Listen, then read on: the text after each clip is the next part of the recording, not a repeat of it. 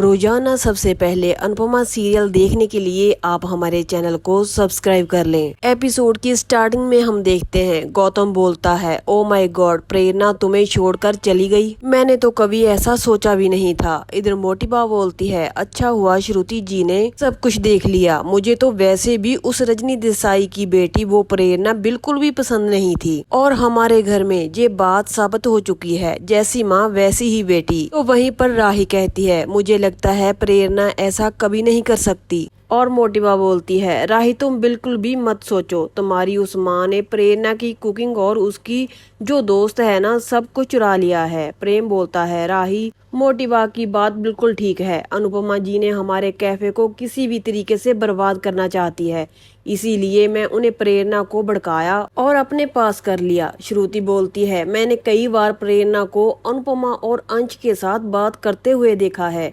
काश मैंने अपनी माँ की फीलिंग को पहले ही मान लिया होता तो इतना बड़ा ऑर्डर हमारे हाथ से नहीं जाता। प्रेम बोलता है, पता नहीं प्रेरणा ने हमारे बारे में अनुपमा जी को क्या क्या बताया होगा। इधर कैथी बोलती है, नहीं प्रेरणा ऐसी नहीं है और ना ही अनुपमा बहन ऐसी है। तुम कब होश में आओगे प्रेम? मोटिबा बोलती है, तुम तो होश में हो ना। एक काम करो, अपना सामान बांधो और तुम भी शाह हो चली जाओ। अनिल मोटिबा से कहता है, बा आप इस तरह भाभी से बात नहीं कर सकती। इधर मोटिबा बोलती है कि हम तेरा भी सामान बांध दे, वो वैसे भी दिग्विजय और उसके नौकरों को पाल रही है, तुम दोनों को भी जगह दे देगी। प्रेम कहता है, बस करिए, सुबह से लेकर शाम तक बस उन्हीं का ही नाम चलता है, अब तो बस कीजिए। प्रेम अपने काका और माँ को कहता है, आपको भी उनकी साइड लेनी है ना तो मोस्ट वेलकम। मुझे पता चल गया है कि मेरी साइड कौन है कौन नहीं। प्रेम गुस्सा होकर वहाँ से चले जाता है। आगे हम अनु को देखते हैं। उसको लगता है कि किचन में कोई घुस गया है। वो जैसे ही आती है तो वहाँ पर दिग्विजय को देखती है। बोलती है, सर आप जहाँ इतनी रात को किचन में? दिग्विजय बोलता है, आप जहाँ जाती हैं इतना अच्छा खाना बनाती हैं तो मैं भी कुछ ट्राई कर रहा था। अनु बोलती है, आप बताइए तो सही से बना क्या रहे थे? दिग्विजय बोलता है, वह तो मैंने सोचा ही नहीं। अनु बोलती है, आप कुछ बनाना चाहते हैं लेकिन जय नहीं सोचा बना क्या रहे हैं। अनु बोलती है, रुकिए अभी मैं देखती हूँ इससे क्या बना सकते हैं। अनु उसको चक्कर देखती है। वह बोलती है कि रुको मैं सामान लेकर आती हूँ। वो दूध ले आती है और बाकी का सामान भी ले आती है। वो बोलती है कि सर इनमें से हम ड्राई फ्रूट्स डाल देते हैं, थोड़ा सा केसर भी डाल देंगे और एक अच्छी सी ड्राई फ्रूट कुल्फी बना लेंगे। दिग्विजय बोलता है, आसपास के लोग कुछ भी गड़बड़ कर देते हैं और आप उसको बेहतर बनाने का रास्ता ढूंढ ही लेती हैं। अनु बोलती है, बस सर अब मैं थक चुकी हूँ। दिग्विजय बोलता है, वैसे प्रेरणा कैसी है? अनु बताती है कि फिलहाल तो वो ठीक है, बापूजी ने उसको वहीं पर रोक लिया है, लेकिन मुझे समझ नहीं आ रहा प्रेम राही कैसे कर सकते हैं। उन्होंने प्रेरणा के साथ जो किया बहुत ही गलत किया। दिग्विजय बोलता है, उनसे और उम्मीद क्या ही की जा सकती है, जो अपनी माँ को इतना बुरा बुरा बोल सकते हैं, वो कुछ भी बोल सकते हैं। अनु बोलती है, प्लीज सर ऐसा मत बोलिए। दिग्विजय बोलता है, उन्होंने क्या कुछ नहीं किया, उन्होंने क्या कुछ नहीं बोला, लेकिन फिर भी उनके बारे में अगर कोई गलत बोलता है तो आपको बुरा लगता है। किसी को इतना अच्छा भी नहीं होना चाहिए। आप तो अच्छे से जानते हैं पेड़ सबसे सीधा होता है, वही सबसे पहले कटता है। अनु बोलती है, लकड़ी काटी जाती है सर लेकिन लोहा नहीं। लेकिन मेरा इरादा अब लोहे का है, मेरे पास हौसला है, मेरे साथ मेरी दोस्ती है, अब मुझे कोई भी हरा नहीं सकता है।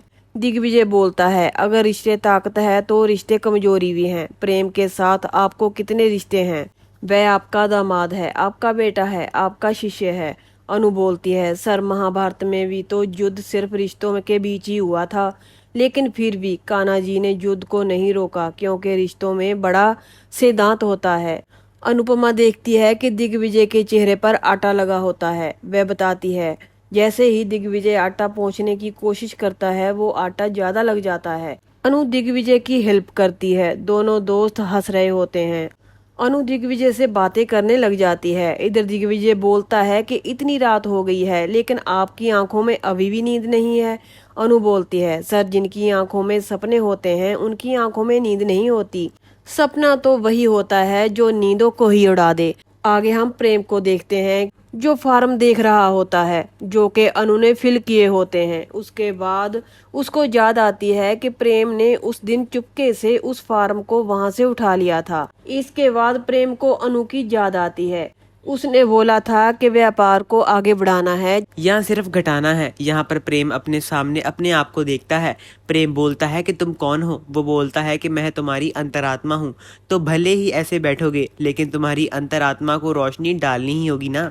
प्रेम बोलता है कि तुम कैसी बातें कर रहे हो? वो बोलता है कि मुझे लगता है कि तुम मुझे ऐसा मानोगे नहीं कि प्रेरणा तुम्हें धोखा दे रही है, या फिर तुम मानने को तैयार हो कि तुम्हारी मम्मी ने तुम्हें धोखा दिया है। प्रेम बोलता है कि मैं कुछ भी गलत नहीं बोला। अंतरात्मा बोलती है अच्छा, तो क्या मैंने कुछ गलत बोला?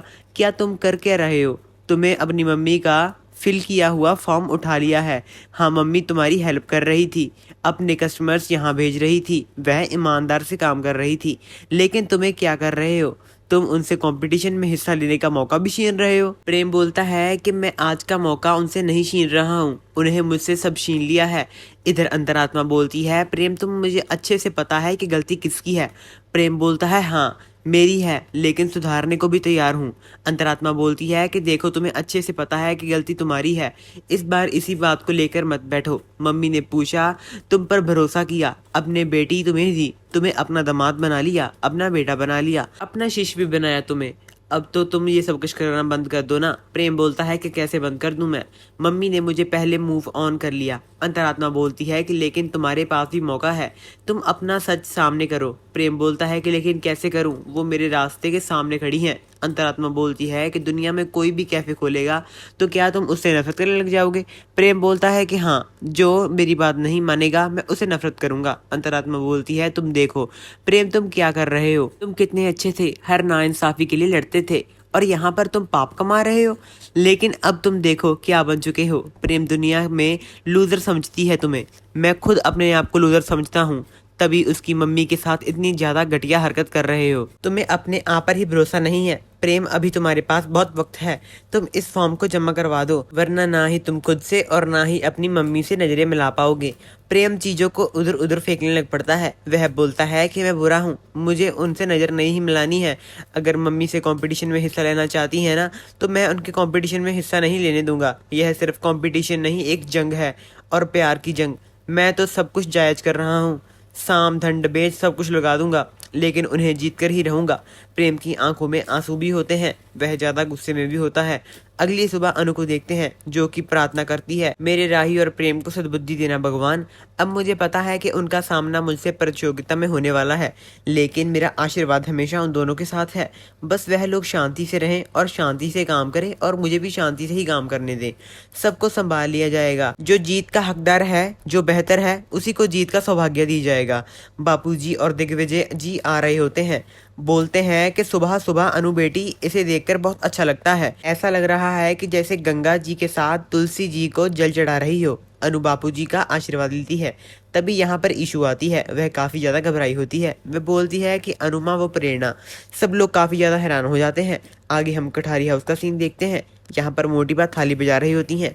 वह बोलती हैं कि हमें कोई भी रोकने नहीं वाला, क्योंकि अब मैं परदादी बनने वाली हूँ। इधर हम देखते हैं कि बहुत ज्यादा खुश होती हैं। राही जाकर परी को गले लगा लेती है। राजा बहुत ज्यादा खुश होता है। वह अनिल के पास जाता है, अनिल को गले लगा लेता है। पापा, मैं भी पापा बनने वाला हूँ। इधर प्रेम वह जाकर गले लगा लेता है। इधर मोटिबा बोलती है कि परी तुम हमेशा खुश रहो। मोटिबा अपने गले का हार निकालती है और परी को पहना देती है। परी तो बिल्कुल खुश नहीं होती। मोटिबा बोलती है कि पर आज बहुत खुशी का दिन है, चलो श्रीनाथ जी के सामने जाकर दिया जलाते हैं। मोटिबा परी को लेकर मंदिर की तरफ ले जाती हैं। इधर परी की आंखें में आंसू होते हैं। दूसरी तरफ हम मीता को देखते हैं। मीता बोल रही होती है कि राजा, मैं चाहती हूँ कि हमारे राजा बेटे को राजा बेटा ही हो। देखो पर नातिन तो वैसे भी उनके घर में है ही, अगर पड़पोता चाहिए तो फिर इस घर के अंदर हमारा स्टेटस अपडेट हो जाएगा। अनिल बोलता है कि देखो तुम मीता, अपनी बातों इनकी बातों पर बिल्कुल ध्यान मत देना। वो ऐसा सब कुछ राजा को कहता है। बेटा हो या बेटी हो, हमारे लिए दोनों ही अच्छे हैं। मीता बोलती है कि आप कुछ समझ नहीं रहे हो। देखो आप मोटा भाई से छोटे हो, राजा भी छोटा है। इस घर में हमेशा सेकंड नंबर पर आई हूँ। जो भी मुझे हक दिला पाए हो वो मुझे बिल्कुल नहीं चाहिए थे। मुझे हमेशा फर्स्ट नंबर वाले हक चाहिए थे। मेरा बेटा मुझे दिलाएगा। अनिल बोलता है कि मीता तुम चुप रहो, अगर तुम चुप नहीं रह सकती तो प्लीज कुछ काम की बात करो। मोटिवा बोलती है कि परी बस तुम्हें सिर्फ एक बात का ख्याल रखना है, अपने और आने वाले बच्चे का। मेरा दिल तो करता है कि तुम्हारे पास जो कुछ भी है मैं तुम्हें दे दूं परी। गौतम गांधी साइड में ये बातें सुनकर सड़ रहा होता है। वो कहता है कि अभी तो प्रांसी ही थी, सब कुछ हमें मिल रहा था, लेकिन अगर इसके बच्चा हो गया तो मुझे क्या ही मिलेगा। हम उनको देखते हैं जो कि प्रेरणा को देखती है।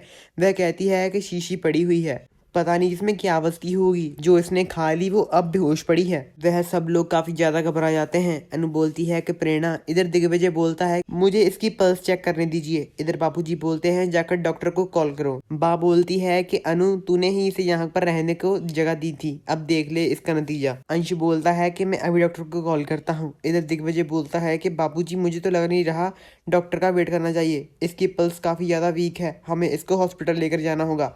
अंश और बाकी लोग प्रेरणा को हॉस्पिटल में ले जाते हैं।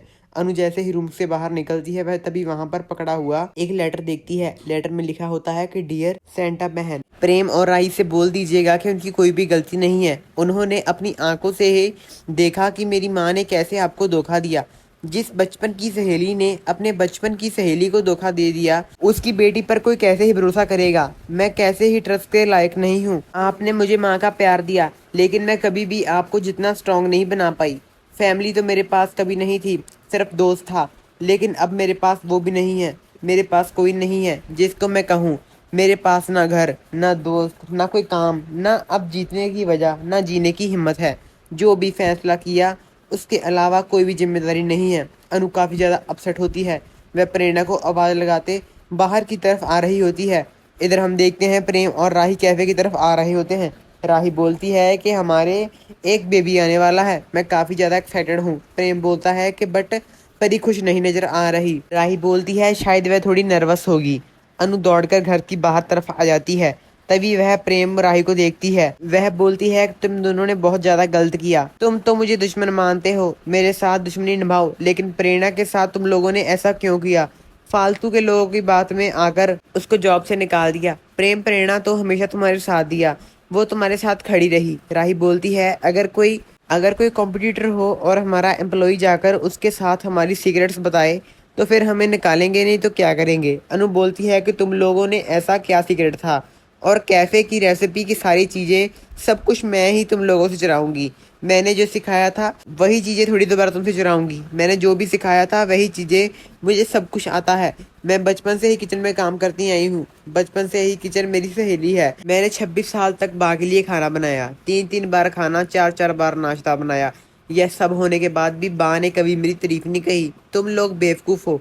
इधर प्रेम रहा बोलता है कि अनुपमा जी, आपका लेक्चर नहीं चाहिए हमें। जो प्रेरणा को की गई है ज्यादा हाइपर क्यों हो रही है? प्रेरणा को नींद की गोलियां खा रही हैं बहुत सारी एक साथ में। प्रेम राही सुनकर ये काफी ज्यादा हैरान हो जाते हैं। जो चिट्ठी अनु के हाथ में होती है वो प्रेम को पकड़ा देती है। वो बोलती है कि सारी पढ़ लो, अगर प्रेरणा को कुछ हुआ ना तो मैं तुम दोनों को छोड़ने वाली नहीं हूँ। प्रेम कहता है कि राही, अगर प्रेरणा को कुछ भी हो जाएगा ना तो मैं अपने आप को भी माफ नहीं कर पाऊंगा। इधर हम देखते हैं कि प्रेरणा की हालत ठीक होती है, जो देख अनुपमा बोलती है कि अच्छा हुआ हम लोगों ने इसे सही टाइम पर रेस्क्यू कर लिया। कान्हा जी की कृपा से सब कुछ ठीक हो गया। अगर इसे कुछ हो जाता तो मैं अपने आप को कभी माफ नहीं कर पाती। अनु और बाकी सारे लोग घर से पहुंच जाते हैं। इधर बोल रहे होते हैं कि ठाकुर जी बस यह लड़की ठीक रहे, वरना हम लोग फंस जाएंगे। बाबूजी बोलते हैं तू कैसी बातें कर रही है? इधर हम देखते हैं कि प्रेरणा भी इस गाड़ी से बाहर आ जाती है। वो अभी तंदुरुस्त होती है। प्रेम बोलता है कि चलो चलते हैं। राही बोलती है कि मुझे लगता है कि तुम गुस्सा करोगे, इसलिए मैं कह नहीं पाई। प्रेम और राही पास जाने लगते हैं। तभी यहाँ भी श्रुति आ जाती है। प्रेम बोलता है कि श्रुति जी आप यहाँ से हटिए, हमें प्रेरणा से मिलना है। राही बोलती है कि श्रुति जी प्लीज सामने से हट जाइए। श्रुति बोलती है कि तुम लोग उसे मिलने नहीं जा सकते। राही बोलती है कि वह हमारी दोस्त है, उसको हमारी जरूरत है। श्रुति बोलती है नहीं। श्रुति कहती है कि प्रेरणा की गलती नहीं है, यह सब कुछ तुम्हारी वजह से ही हुआ है।